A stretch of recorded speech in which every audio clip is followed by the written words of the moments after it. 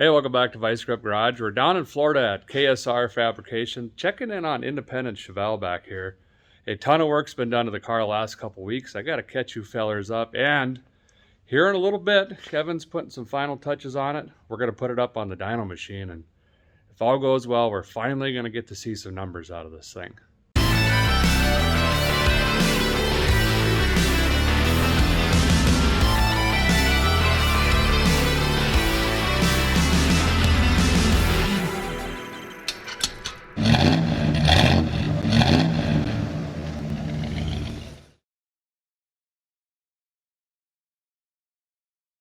Now, I know what you fellers are thinking. You just gotta breathe a little bit. Revivals have not gone anywhere. They're always gonna be on the channel. I got some really good ones coming up, but right now, we're just getting ready for Sick Week, this drag and drive event. We're gonna get through that event and we're going straight back into revivals. But let me start catching you up on some of this work here, and then maybe we'll put it up on the lift. Kevin and his team have done a tremendous amount of work as well. One of the best ways to see what Kevin and his team has done at the car, run over to his YouTube channel, KSR Fabrication, and he does some really cool time lapses and talks you through everything they're doing over there. But basically, I put in a legitimate radiator overflow. We have to get this car to pass tech. That's the biggest thing here, is passing tech, and also be safe and reliable for the week. Try not to work on it every single day. So tidied up some of the wiring, electrical connections, made sure everything was nice and tight, added some heat shrink here and there, went over pretty much everything, did fluid changes on everything, but Kevin ended up doing that on the transmission again, which is fine. Added this in here.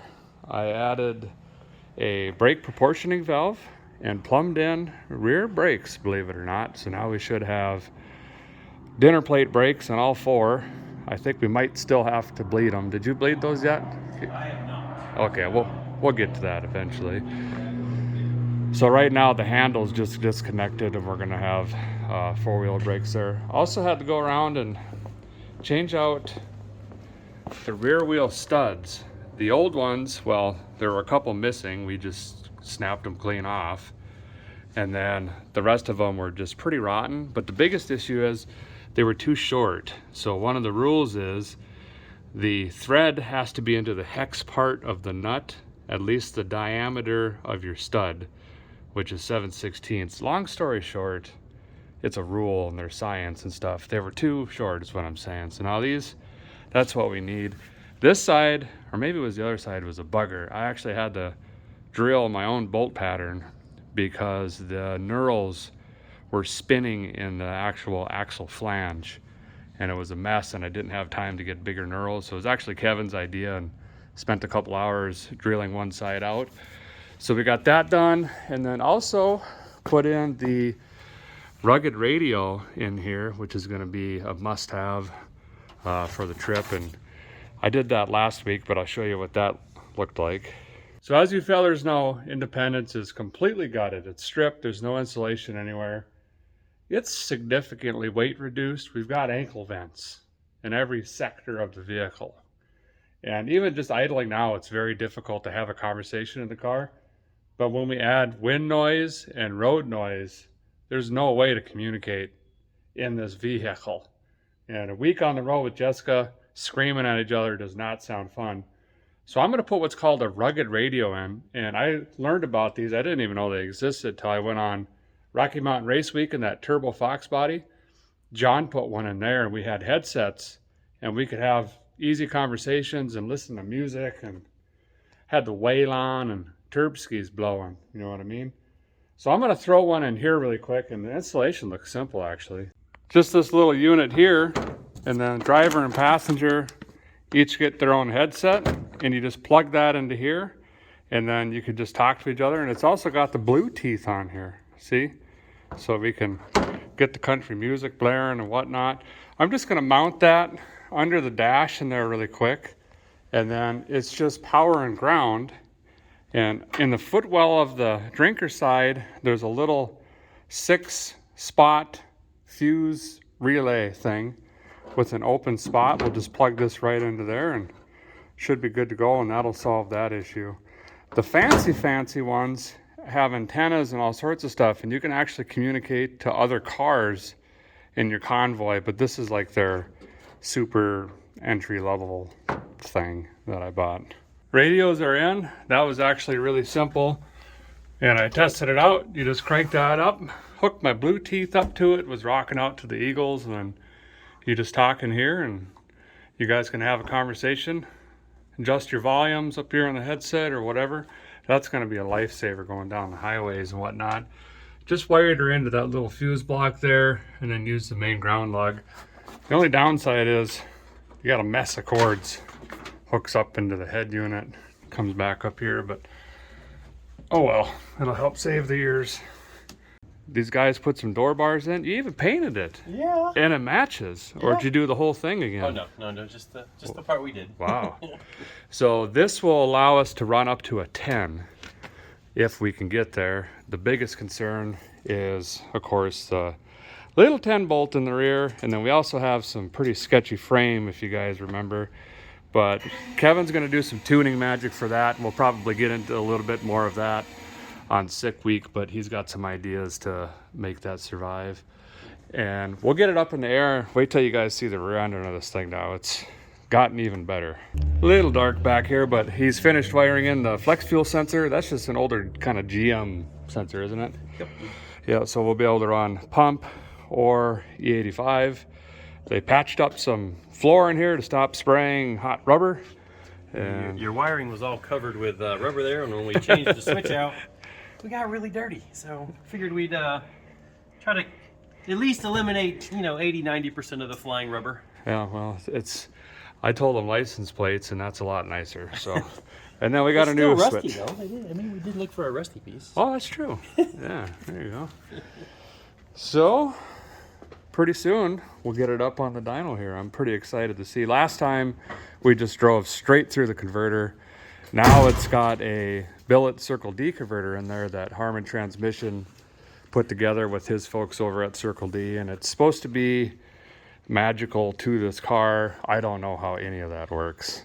So they've got this pretty guy up in there, and we got a new transmission pan, a deeper one, more fluid capacitized, and then trans brake is hooked in, and I'll have Kevin explain all the wizardry behind that with the two-step and all that.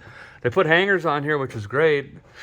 I never had got that far thinking about this, but that would have either vibrated these loose or probably cracked the header up there. I would have been tightening those or lost header gaskets, because normally I was taking these off for competition and putting them on to move them around, but this is going to be perfect for that drag and drive event. Yep, still easy to take off too. You just blast that bolt out and Yep. those and come right out of there. And then look at this now. Woo!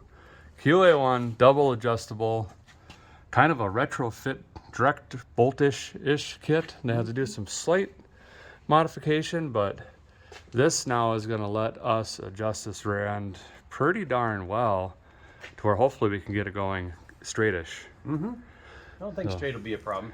These will help eliminate any kind of wheel hop that you might get with an air shock, because I don't think we're going to be leaning on it hard to try and save your rear end there.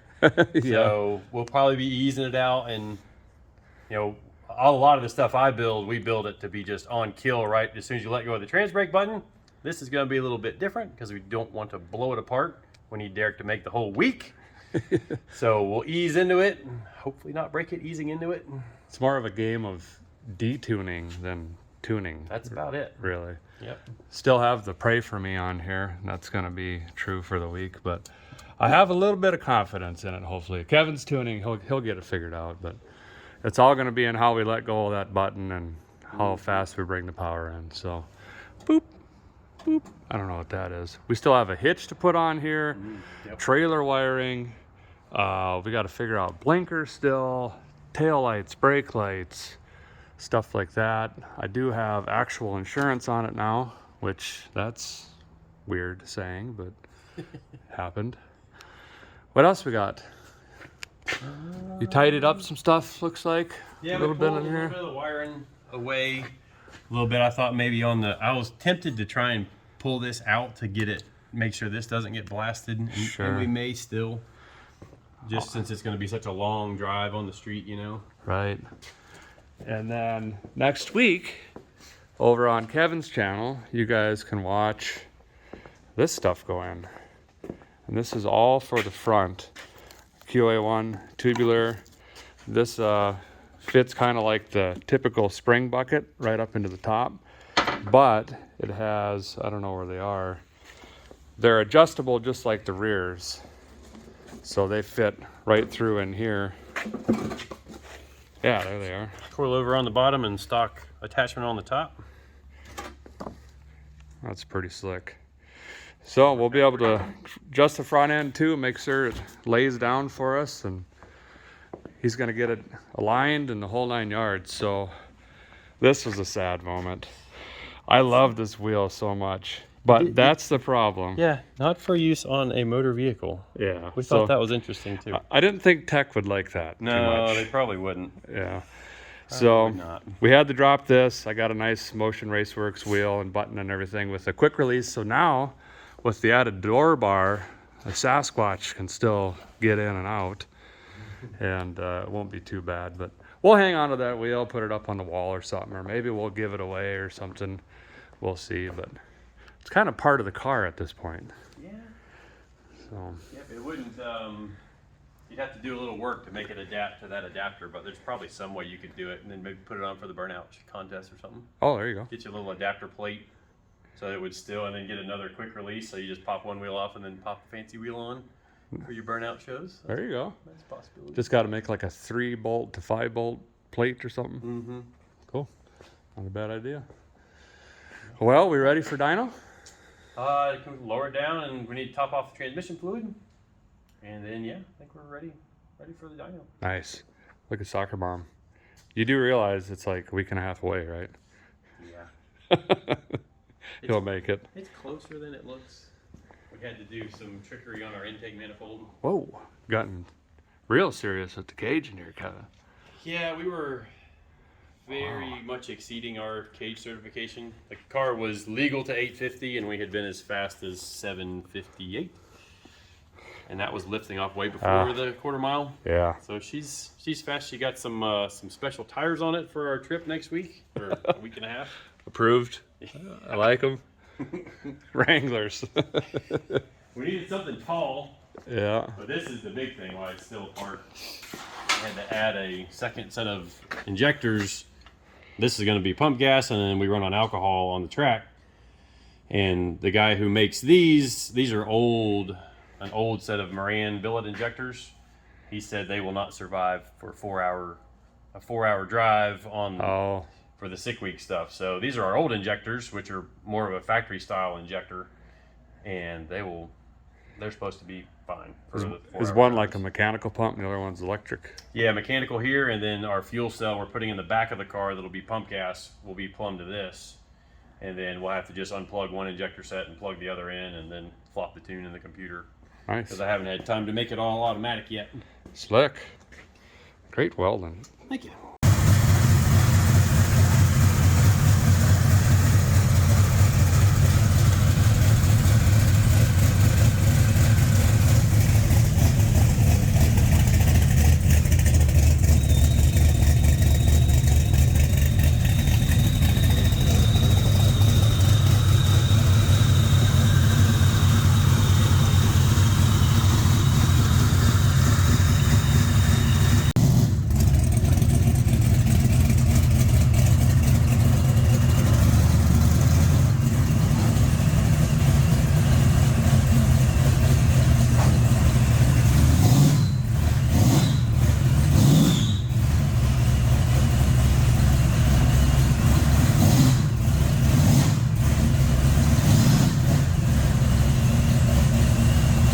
So first pull, I'm probably just gonna roll it up in second gear since this thing's got a really long gear in the back and we don't need to be trying to go 185 miles an hour in third gear. So I'll probably just roll into it, stab it for a second, we'll see how the converter reacts, then we can compare that to the old runs, learn some stuff, and then we'll look at the tune and then keep ripping it a little bit harder and harder and making sure we're all good and happy to go. All right, sounds good. I'll watch for flying drive shaft.